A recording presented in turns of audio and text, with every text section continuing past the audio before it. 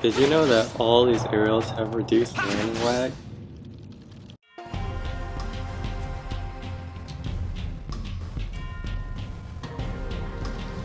Hi everyone, today we're going to look at many ways to add dial storage into your gameplay. Actually, nothing in this video is new tech, only creative applications. Dial storage is already known, and how it reduces landing lag from aerials, wave dashes, and wave limits. If you don't know what that means, please check out some of the videos in the description about dial storage first. You can get dial storage by pressing and releasing B while in an art, or by charging the dial and doing a move before it opens. I'm going to be using the term dial charge to mean the time when you're holding the special button and getting closer to opening the dial, and dial flash to mean when the dial opens and you let go of special very quickly so the dial is barely visible, allowing you to do anything afterwards. Now, with that said, let's go look at some other ways to get dial charge.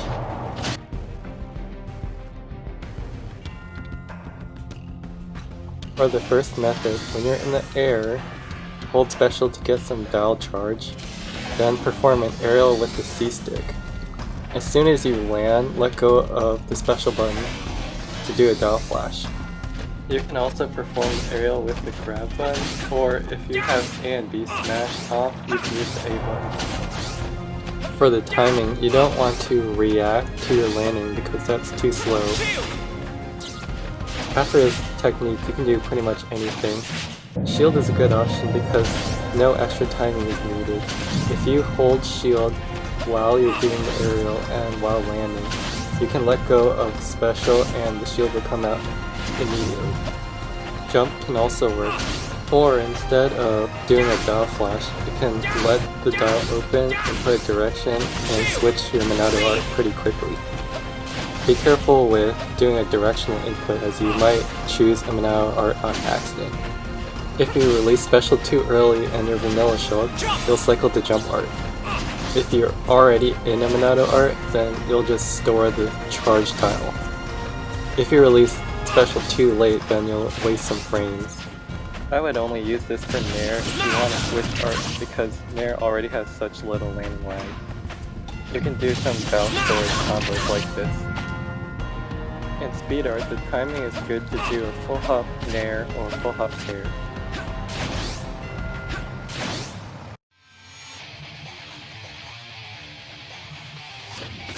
Something very important is that for all aerials in this video, you can choose not to open the dial and instead keep the dial storage.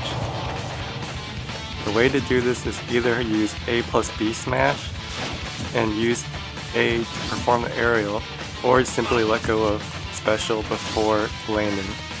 By the way, you can see my control setup in the description. Here I'm just wave dashing to show that the dial is charged. Another important thing is that if you end up hitting a shield or an opponent, you'll land at a different timing, meaning that the time that you'll need to release special in order to get a dial flash or to store dial storage will change. But actually, there's a possibility that you could set up an option select. If you hit an opponent or shield, you'll land later, meaning that you might release special before you land, whereas if you whiff, you'll land earlier so the dial will open.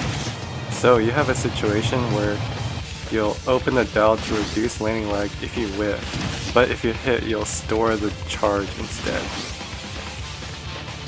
And actually, if you get hit out of the aerial part specifically, you'll be able to continue charging the dial and switch to shield art.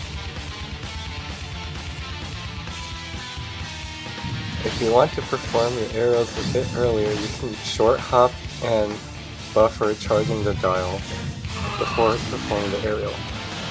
Personally, I prefer to hold 2 jump buttons to guarantee a short hop. As vanilla Shulk, I think the best use for this would be to get dial storage with a reverse Nair.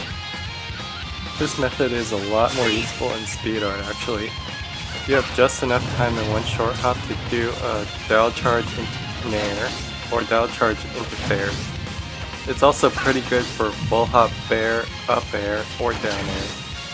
One thing to be aware of is this won't work very well if you already have some down charge frames. This could be a great setup for certain combos, especially ones that use down storage.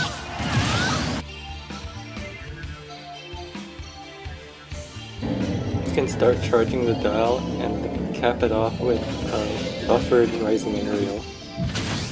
Make sure you delay your jump long enough to get as close to 10 dial charge frames as you can.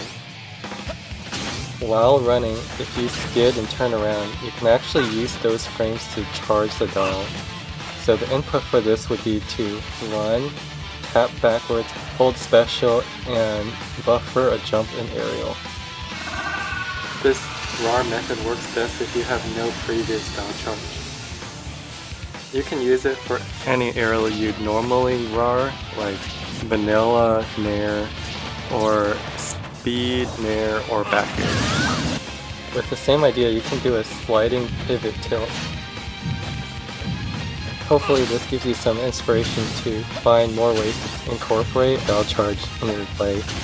Shoutouts to all the dial charge videos in the description as well as others for helping me understand how this works.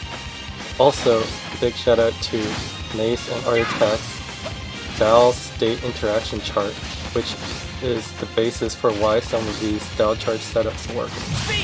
Thanks everyone for watching and see you next time.